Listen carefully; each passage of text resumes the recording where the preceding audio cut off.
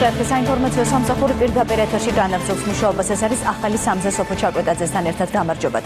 ამ წუთებში შინაგან საქმეთა სამინისტროში შეხვედრა იწყება. სამინისტროში იმ კომისიის წევრები იკრიბებიან, რომელიც პირადი ცხოვრების ამსახველი ვიდეო ჩანაწერების განადგურების საკითხს შეისწავლის. კომისიას მთავარი პროკურორი ხელმძღვანელობს თამთა ჯანაძეს ვრთავთ სამინისტროდან პირდაპირ ეთერში მისგან შევიტყობთ რა საკითხები უნდა განიხილონ დღეს კომისიის წევრებმა თამთა გისმენთ. სოფოს შინაგან საქმეთა სამინისტროს ყოფილ შენობაში კომისიის სხდომა სავარაუდოდ მოგვიანებით დაიწყება, რადგან ამ ეტაპზე კომისიის წევრები სრულად არ შეკრებინან. ჩვენს ხელთ არსებული ინფორმაციით სხდომაზე საუბარი იქნება თომას ჰამარბერგის დასკვნასთან დაკავშირებით და მოხდება იმ მექანიზმების შემუშავება, თუ რა ფორმით იქნება განადგურებული ფარული ჩანაწერები. ჩვენ საშუალება გქონდა გავსაუბრებოდით უფლებადამცველს, სახალხო დამცველს უჩა ნანუაშვილს და ის აცხადებს, რომ ყველა ბერკეტი უნდა იქნას გამოყენებული იმისთვის, რომ არ დაირღვეს ადამიანის უფლებები. დავგეგმავთ შემდგომ ღონისძიებებს თუ რა უნდა გაკეთდეს ამ ანგარიშის გამოქვეყნების შემდეგ. ანუ ჩვენი პირობა იყო, რომ დავლოდებოდით ჰამარბერგის დასკვნას, ეს დასკვნა უკვე არსებობს სახეზე. დღეს ჩვენ ვიმსჯელებთ უკვე შემდგომ ნაბიჯებზე. რადგან ჩვენი სურვილია, რომ მაქსიმალურად იყოს გათვალისწინებული ჰამარბერგის მოსაზრებები კადრების შემდგომებთან დაკავშირებით. მე მაყურებელს შევახსენებ უფლებადამცველმა თომას ჰამარბერგმა საქართველოს ხელისუფლებას მიმართა რეკომენდაციით, რომლის მიხედვითაც საჭიროა მოხდეს ფარული ჩანაწერების განადგურება, თუმცა მანამდე აუცილებლად უნდა შეისწავლონ ფარული ჩანაწერები იმისთვის, რომ გამოძიებას ხელი არ შეეშალოს. დიდი მადლობა, ეს იყო თამთა ჯანაძე. ცნის კოლონიაში 16-ვე მსჯავრდებულმა შეწყვიტა შიმშილობა ეკა ბესელიამად პრობლემების მოგვარებას დაპირდა. მოშიმშილების მოსანახულებლად ქსანში დღეს დეპუტატები, საშინაო აღსრულების სამინისტროს წარმომადგენლები და სახალხო დამცველი ჩავიდა. მათ ცოტა ხნის წინ დატოვეს კოლონია. ბელა ზართაიძე აშუქებს დღეს ამ თემას, მას ახლა პირდაპირ ეთერში ჩავთავთ. ბელა. დიახ, ეკა ბესელიამ, გიგა გიორგაძემ და უჩა ნანუაშვილმა ქსნის კოლონია ცოტა ხნის წინ დატოვეს. ისინი რუსთავის მე-17 დაწესებულებაში პატიმრებთან შესახვედრად გაემგზავრნენ, როგორც ეკა ბესელიამ განაცხადა, შეხვდა მოშიმშილე პატიმრებს, ასევე იმ პატიმრებს, ვისაც გარკვეული პრეტენზიები და პრობლემები ჰქონდა, როგორც ბესელიამ განაცხადა, სამი ძირითადი პრობლემა გამოიკვეთა პატიმრებთან გასაუბრების შედეგად, მათ შორის ერთ-ერთი მთავარი პრობლემა სასჯელების შეკრებითობის წესის გადახედვას ეხება.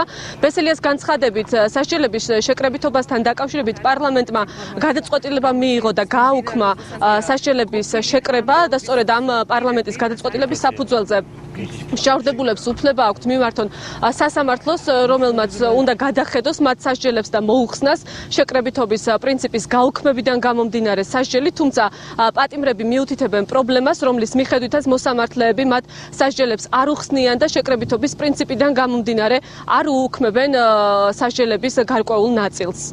შევხვდი ყველა მოშიმშილე პატიმარს, გამოიკვეთა სამი ძირითადი პრობლემა. პირველი, ძალიან სამართლიანად აპროტესტებენ, რომ კონკრეტული მოსამართლეები სასჯელთა შეკრების წესის გადახედვის დროს ვადაზე ადრე გათავისუფლება ამ საკითხთან დაკავშირებით მე პირადად შევპირდი მათ და აუცილებლად ყველა იმ გვარს, რომელსაც კონკრეტული პატიმრები ხა მე საუბრებოდნენ, მათ შორის თავიანთი და სხვების სახელითაც ყველა ის გვარი, რომელიც ჩავენიშნე, ასეთი არის დაახლოებით 20-ზე მეტი ადამიანი. კომისიაზე აუცილებლად დავაყენებ ამ საკითხს. მესამე პრობლემა ეს არის უკანონოდ გამოტანილი განაჩენების გადახედვა. მე აუხსენი მათ, რომ ჩვენ სექტემბრისთვის ველოდებით კანონ პროექტს ხარვეზების დამდგენი კომისია, რომელიც უნდა შეიქმნას და ეს არის შემდგომი ეტაპი. ეს მათ გაიგეს, შიმშილობას აღარ აგრძელებენ.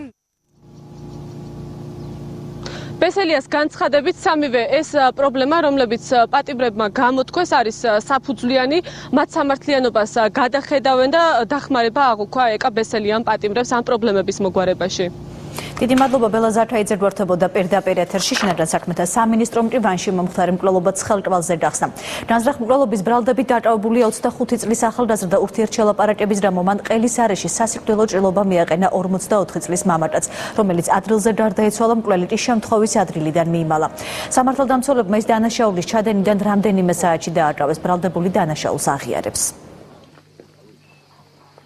როდესაც მოუახლოვდა თავისთავად დაენახა რომ ვიღაცა არის მის თხილებში ორი ადამიანი და ეს ბავშვი მივიდა დიშვილი ჩემი და მივიდა და უთხრა რომ რასაკეთებთ ხანა ბიჭო ისი თხილიაო და უკრიფაო რა ჩემი ფრიდონის საუბარი ყალო შენ და მამა შენი ამოდი და გავისაუბროთ ავილაპარაკოთ და იმას აუღია ეგრევე დანა არც აცია არც აცხელა და ეგრევე დაურტყია მარცხენა მხარეს კისრის არეში რომ გავიდა ჩემი ძმა რაღაცა უთხრეს შეაგინეს და დაარტყეს რა ჩემ ძმას დაარტყეს შევხედე რომ დაარტყეს ერთი დაარტყმა და მე ჩემმა ძმამაც დაარტყა და მაგ დროს არ ვიცი აქონია დანა და დაურტყია მეტი არაფერი არ იყო რომ მივედი მე ჭიშკართან ჩემი შვილი აქეთ იყო მოbrunებული და იმას სისხლიდიოდ იმგენმა მოუხტა გადაღმა არ გადაასულა ჩემი შვილი ჭიშკართან შიგნიდანა ქართველმა მაშველებმა მწვერვალ შხარაზე ჩარჩენილი პოლონელი მთასვლელების გადარჩენა მოახერხეს სამაშველო ოპერაციაში შინაგან საქმეთა სამინისტროს საგანგებო სიტუაციების მართვის დეპარტამენტმა მესტის სახანძრო სამაშველო მუნიციპალურ სამსახურთან ერთად ჩაატარა. რთული მეტეოროლოგიური პირობების გამო მთასვლელები შხარაზე 3 დღის განმავლობაში ვერ გადაადგილდებოდნენ. 4000 მეტრის სიმაღლეზე ექსპედიციის ერთ-ერთ წევრს დაზღვევა უნტყუნა და სიმაღლიდან მოწყდა, რის გამოც ექსპედიცია შეფერხდა და მზის გაგრძელება ვეღარ შეძლო. ამ დროისათვის ექსპედიციის 4-ვე წევრი მესტიაში იმყოფება, მათი ჯანმრთელობის მდგომარეობა დამაკმაყოფილებელია. საბედნიეროდ ყველაფერი კარგად დასრულდა. ისინი ჩამოყვანილები არიან უკვე აქ, დაზარალებული თავს კარგად გრძნობს. მთელი ამ პერიოდის მანძილზე, როდესაც არ ხერხდებოდა მათთან მიახლოვება ახლოს მისვლა, ჩვენ კავშირი გქონდა, მუდმივ კონტროლიზე ყავდა აყვანილი ჯგუფი. Pogoda улучшилась и საბედნიეროდ ამინდი გაუმჯობესდა და მაშველებმა შეძლეს ჩვენთან ვერტფრენით ამოსვლა და ჩვენი მესტიაში გადმოყვანა. ამ დროისათვის ერთ-ერთი დაშავებული მესტიის რაიონულ საავადმყოფოშია გადაყვანილი. მდინარე ენგურში გადავარდნილი ავტომანქანის მგზავრებს მაშველები უკვე მე-18 დღეა უშედეგოდ ეძებენ. ოჯახის წევრები აცხადებენ, რომ მაშველების შესაბამისი აღჭურვილობის გარეშე მუშაობენ და მათი პოვნა სწორედ ამის გამო ვერ ხერხდება.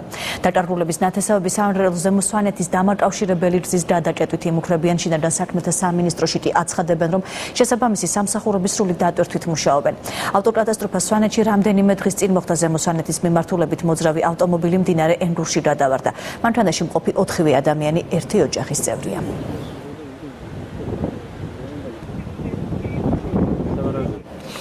ინფრასტრუქტურისა და ენერგეტიკის ministrებმა ცოტა ხნის წინ დატოვეს სენატი დავით ნარმანიამ და კახა კალაძემ სტიქიით დაზარალებული სოფლები დაათვალიერეს და მოსახლეობასთან შეხვედრები გამართეს.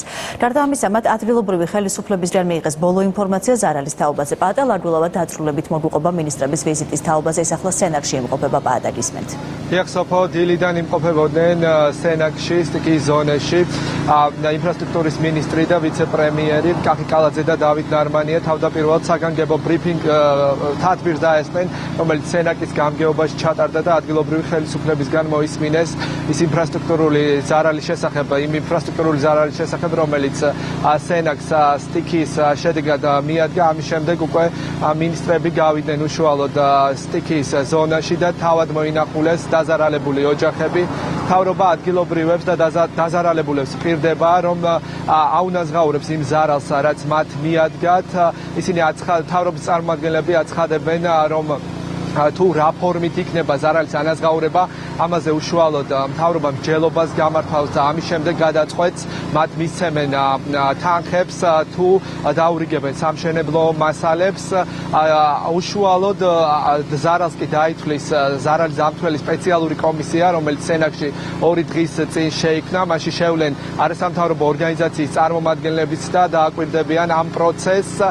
ჩვენ ვიცით, რომ გუშინ მთავრობამ უკვე გამოყო 800,000 ლარი, რომელიც ინფრასტრუქტურული ზიანის აღდგენას მოხმარდება, თუმცა ministrები აცხადებენ, რომ მოსახლეობისთვის მიყენებული ზარალისთვის უკვე ცალკე თანხები გამოიყოფა მთავრობის მიერ.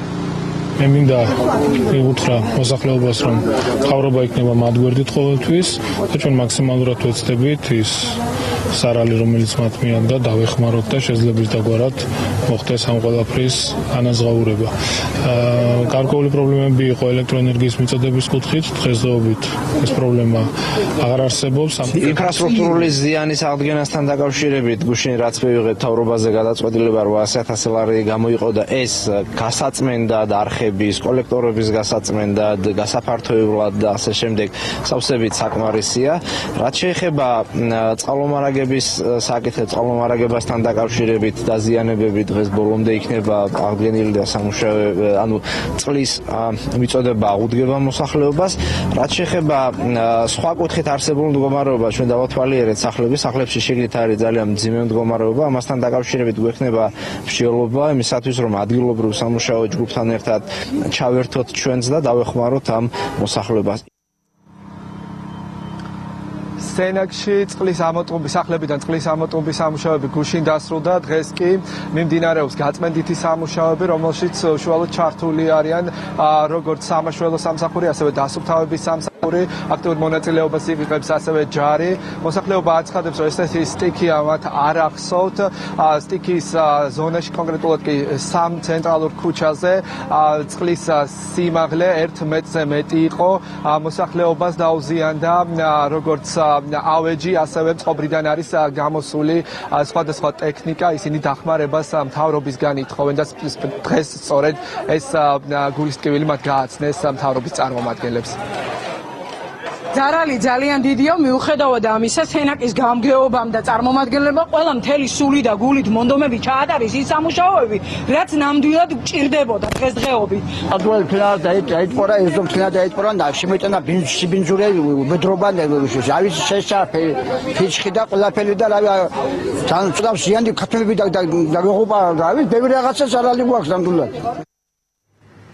სენაკის ნაწილს ამ დრომდე არ მიეწოდება წყალით, წყლის სათავე ნაგებობა დაზიანდა სტიქიის შედეგად, თუმცა როგორც ინფრასტრუქტურის მინისტრმა განაცხადა, დღის ბოლომდე უკვე მოხდება წყალმომარაგება.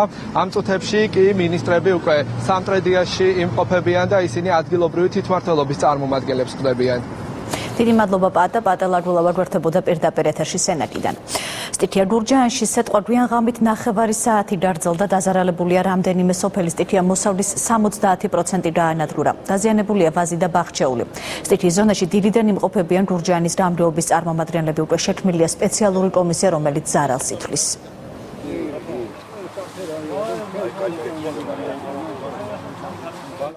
შემთხვევა ბათუმში ფარნავაზ მეფის ქუჩაზე რამდენიმე წუთის განმავლობაში ჟონავდა ბუნებრივი აირი, მილი საცხოვრებელი სახლის მშენებლობის პროცესში დაზიანდა.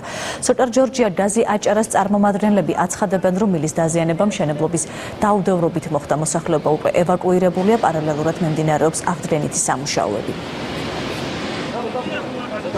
არაფერი გაზმა გაჟურნა და შეგავსა. რამდენი წუთის განმავლობაში? არ 5-10 წუთის განმავლობაში. გაგვეთავისუფლებია უნდა ხო და მუშება განთავისუფლებ და როცა ხამუტი ეჭირებოდა კენჭი თუ რაღაცა მოხდა შინ და არ დაიკეტა ბოლომდე ხამუტი გამოსუფთავა და დაეჭირა ბოლომდე. სოკარ ჯორჯია გაზი აჭარასთან შეთანხმებული იყვნენ, მოსული იყო ჩვენი წარმომადგენლები, მიუთით ეს სადგადიოდა გასადენი, უბრალოდ მოხდა გაუთვალისწინებელია ის, რომ ძიმე ტექნიკა მიმუშავა და შემთხვევით დააზიანეს გასადენი. თენგიზ რუნავა პოლიტიკურ საქმიანობას გააგრძელებს. ეს განცხადება ყოფილმა გუბერნატორმა სასჯელ აღსრულების დაწესებულების დატოვებისთანავე გააკეთა. მატროსოვი მან გვიან ღამით დატოვა, გარეთ მას ნაციონალური მოძრაობის ლიდერები და მხარდამჭერები ელოდნენ. თანამდებობრივი უფლებამოსილების გადამეტებისა და საბიუჯეტო თანხის არამიზნობრივი ხარჯვის ბრალდებით დაკავებული რუნავა პრეზიდენტმა შეიწყალა. როგორც მან აღნიშნა, საპატიმროში ნორმალურ პირობებში იმყოფებოდა. რუნავას თქმით, მატროსოვის ციხეში ყოფილი პრემიერის ვანო მერაბიშვილის ნახვის საშუალება არ ქონია. დიდი მადლობა მინდა მოახსენო ქვეყნის პრეზიდენტს ბატონ მიხეილ სააკაშვილს იმ ხარდაჭერისათვის, რომ ხარდაჭერა მან გამოიჩინა ჩემი სამართლით. თუ ხარ კიდევ რჩებიან აქ ჩემი მეგობრები, ხალხი, რომლებიც თავისი მოღვაწეობის პერიოდში აკეთებდნენ იმ საქმეს, რომელიც იყო ქვეყნის ერთიანობა, ქვეყნის წარმატება და ძალიან დიდი შრომა ჩადეს ამისათვის. ეს არის აღიარება ნაციონალური მოძრაობის ლიდერის მხრიდან, რომ ისი თანაპარტიელი იყო დამნაშავე. ასე აფასებს პრეზიდენტის მიერ თენგიზ რუნავას შეწყალების პარტიის უმრავლესობის წევრი გიორგი ცაჯარეიშვილი. დეპუტატი მიხეილ სააკაშვილის ამ გადაწყვეტილებას ცინიზმს უწოდებს, რაც შეეხება საპარლამენტო უმცირესობას. ისინი რუნავას შეწყალებას დადებითად აფასებენ და პრეზიდენტის გადაწყვეტილებას მიესალმებიან. თქვენ იცით, რომ დამნაშავეებს იწყალებენ. უდანაშაულო ადამიანი ციხეში ყოველ შემთხვევაში 1 ოქტომბრის მერე არ მოხვედრილა. მე ვფიქრობ, რომ იწყალებენ დამნაშავეებს. ეს არის ერთგვარი აღიარება იმისა, რომ ბატონი პირდაპირ აღიარება და არა ირიბი ბატონი გუნავ არის დამნაშავე და მას შეიწყალებს ბატონი სააკაშვილი გამოიყენებს თავის უფლება მოსილებას. რაც შეეხება იმ ფაქტს, რომ თითქოს დაუმრავლესობა განეხილავს, რომ მან თავისი პოლიტიკური გუნდის წევრი განთავისუფლება პატიმრობისგან, ესე არ არის. მინდა აღვნიშნო, რომ თენგიზ გუნავა არ მიეკუთვნება კონკრეტულ პოლიტიკურ ძალას. ის არის მებრძოლი ადამიანი, რომელიც ამ ქვეყნის ტერიტორიული მთლიანობის იბრძოლა. მინდა აღვნიშნო, რომ პრეზიდენტის გადაწყვეტილება არის მისასალმები. რუნავას შეწყალების ფართ საზოგადოებრივი მოძრაობა დაიცავის საქართველოს ლიდერი კახა მიქრაია პრეზიდენტის მხრიდან უპასუხისმგებლობას უწოდებს. მისი თქმით, სწორედ რუნავას მოადრილეები მედის თარდავა და კოხთა კოდუა ხელმძღვანელობდნენ ადამიანთა გაუპატიურებებს სამეგრელოში. რუნავას სამხარეო პოლიციის უფროსობის პერიოდს იხსენებს მესტიის რამგებლის მოადრილე ნავერიანიც. ის ამბობს, რომ სწორედ რუნავას გვარი ფიგურირებდა 2010 წლის მაისში ეგრეთ წოდებული მესტიის სპეცოპერაციის დროს, როცა ადგილობრივი არჩევნების წინ ოპოზიციის მაჟორიტარი დეპუტატების მასიური დაშინება დაიწყო. აკაშვილის მიერ მიღებული გადაწყვეტილება ეს არის სამართლიანობის აღდგენის წინააღმდეგ გადადგმული ნაბიჯი, თუმცა მე არ ამგონია დღეს აქტუალური იყოს ის საკითხი თუ სად იქნება გუნავა. შემთთვის უფრო საინტერესოა შეიწყალებს თუ არა საქართველოს მომავალი პრეზიდენტი მსჯავრდებულ ექს-პრეზიდენტ მიხეილ სააკაშვილს. რაც შეეხება მის გმირობას, უნავა იყო გმირი წინასაარჩევნოდ ხალხის დატერორება და შანტაჟების დროს აი ამ საქმეს, ამ დავალებას პრეზიდენტის, გუბერნატორის და სამხარეო პოლიციის უფროსი ასრულებდა მართლა გმირულად ბრწყალებში ხალხის დატერორებას, დაშინებას და შანტაჟებას და საერთოდაც ყველა ის ბრძანება, ის უკანონო ბრძანება მან პირნათლად შეასრულა. პრეზიდენტისთვის გმირია. რუნავას შემდეგ პრეზიდენტმა შესაძლოა ვანო მერაბიშვილი და ბაჩო ახალაია შეიწყალოს. შეწყალების კომისიის თავმჯდომარის თქმით, მათი შეწყალება სასამართლოს მიერ გადაწყვეტილების გამოტანის შემდეგ გახდება შესაძლებელი, რაც შეეხება რუნავას საქმეს. პრეზიდენტს მისი შეწყალება კომისიის განხილვის გარეშე შეეძლო. რაც ეხება ბაჩო ახალაიას და ვანო მერაბიშვილს, მანამ სანამ არ დადგება სასამართლოს გადაწყვეტილება, საბოლოო ვერდიქტი. რა თქმა უნდა, პრეზიდენტს არ აქვს უფლება გამოიყენოს თავისი კონსტიტუციური უფლება და შეიწყალოს, მაგრამ როგორც კი იქნება გამოტანილი განაჩენი და ისრევა ძალაში, იმ დღესვე პრეზიდენტს აქვს უფლება შეიწყალოს პატიმარი. საკრებულოს თავმჯდომარის ახალი ინიციატივა ირაკლი შიხიაშვილის გადაწყვეტილებით ხვალიდან საკრებულოში ღია კარის დღეები დაიწყება. მოქალაქეებს შეუძლიათ საკუთარი პრობლემებით ქალაქის საკრებულოს ყოველ ხუთშაბათს დილის 11 საათიდან მიმართონ. მათ პირადად შეხვდება საკრებულოს თავმჯდომარე და პრობლემების მოგვარებაში დაეხმარება. ირაკლი შიხიაშვილის თქმით, შეხვედრებს სისტემატური ხასიათი იქნება და მანამ გაგრძელდება, ვიდრე ამის აუცილებლობა იქნება. შეიძლება ბევრი განაცხადებული ადამიანი მართალია ჩვენ მათთვის შეიძლება არაფერი კონკრეტულად არ დაგუშავებია, მაგრამ მე როგორც საკრებულოს თავმჯდომარე ვაგრძელებ იმ ტრადიციას, რომელიც დაწყებული მქონდა ჩემი საკრებულოს წევრობის პერიოდში და ყოველთვის მქონდა ხუთშაბათობით მიღება მოსახლეობის. გავაგრძელებთ ასევე და მინდა ვუთხრა თბილისელებს, რომ საკრებულოს კარი ყოველთვის იქნება მათთვის ღია და ყოველთვის მათ საჭიროებო საკითხებს, რაც იქნება მათთვის სასწრაფოდ და ან რაღაც გრძელვადიან პერსპექტივაში გადასაწყვეტი და გასაკეთებელი ჩვენ მზად ვართ, ვინაიდან სრულად ვიზიარებთ პასუხისმგებლობას, რომელიც მათ თავიანთი არჩევანი დაგვაკისრეს. თბილისის მერიამ კი დასუფთავების სამსახურის თანამშრომლებს მეეზოვის დღე მიულოცა და დაწეული სამსახურისთვის ფულადი პრემიით დააჯილდოვა. მერიის ინიციატივით მეეზოვის დღე უკვე მერვე წელია 31 ივლისს აღინიშნება. იმ მეეზოვებს, რომლებიც მუშაობასთან ერთად უმაღლეს სასწავლებლებშიც სწავლობდნენ, მომდევნო წლის სწავლის საფასურს მთლიანად მერია გადაუხდის. წელსაც გამოვარჩიეთ განსაკუთრებული თანამშრომლები, ანუ გვაქვს ნომინაციები ყველაზე ხანდაზმული თანამშრომელი, ყველაზე ახალგაზრდა თანამშრომელი, ასევე რამოდენიმე ყველაზე მრავალშვილიანი თანამშრომლები, რომლებსაც გადაეცემათ ერთჯერადი 1000 ლარიანი პრემია და ასევე ჩვენ სამსახურში მუშაობს რამოდენიმე სტუდენტი, ჩვენ მათ ახალისების მიზნით ქალაქ თბილისის მერიამ გადაწყვიტა რომ ერთი წლის გადასახადი, სწავლის გადასახადი დაუფაროს. ჩვენ შევეჩვიეთ, რომ ჩვენი ქალაქი არის სუფთა, აღარ არის ისეთი, როგორც ადრე იყო და კარგია რომ შევეჩვიეთ და გვაქვს კიდევ უფრო მეტი მოთხოვნები. და ის სწორედ ეს ადამიანები არიან, რომლებიც ამას აკეთებენ ჩვენთვის, ჩვენი მოქალაქეებისათვის. ყოველწლიურად ჩვენ დედაქალაქის მერია გიგი გულავა ვიწყობს ესე დღესასწაულებს. ძალიან მოხარულები ვართ ამით, მაყოფილები ვართ ყოველთვის ხარში გვიგონათ ყველანაირად. ბიძინა ივანიშვილი რობერტ სტორუას 75 წლის იუბილეს ელოცავს. სტორუას თეატრი საბჭოთა წლებში თავისუფლების კუნძული იყო. ეს თეატრი იყო პროტესტი, რომელიც ისმოდა განსაკუთრებულად დახვეწილ სიღრმითა და მაღალი ოსტატობით გამორჩეულ სცენაზე. პროტესტის ეს ხმა, ეს ძალა აღმოჩნდა იმდენად ძლიერი, რომ მისი თეატრი არა მარტო დიდი რეჟისორის სამშობლოში გახდა ადამიანების სულიერი თავშესაფარი, არამედ მან სახელი გაითქვა მთელ მსოფლიოში. ჩვენ ვართ უსაზღვროდ მადლიერი იმ მემკვიდრეობისთვის, რომელიც მან შექმნა და ჩვენი კულტურის სარგანძურს შემატა. დიდი პატივისცემით ულოცავ ბატონ რობერტს დაბადების დღეს აღნიშნულია ბიძინა ივანიშვილის მისალოთში.